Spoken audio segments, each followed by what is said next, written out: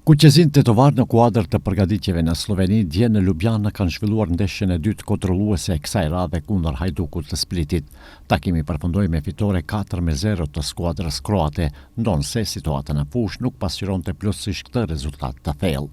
Lojtarët e Hajdukut pothuajse kanë shfrytzuar të gjitha rastet e krijuara, ndërsa nga ana tjetër futbollistët kuqezi, edhe pse krijuan disa raste, ato nuk i shfrytzuan. Trajneri Artim Pollozhani shfrytzoi edhe këtë përballje për të dhënë sa më shumë minuta futbollistëve, duke vazhduar procesin e ndërtimit të skuadrës dhe implementimit të ideve tekniko-taktike në një periudhë kur ekipi po kalon ngarkesa të mëdha fizike.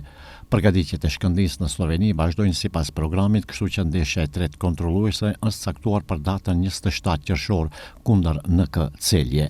Ndërkohë që nga klubi i futbollit Shkëndija njoftoi se kanë arritur marrëveshje me klubin rumun Universitatea Craiova për transferimin e futbollistit jamaikan Ronaldo Webster. Pas negociatave mes dy klubeve është arritur akordi për dëmshpërblimin e kartonit të lojtarit, i cili tashmë do të vazhdojë karrierën e tij në kampionatin e Rumanisë.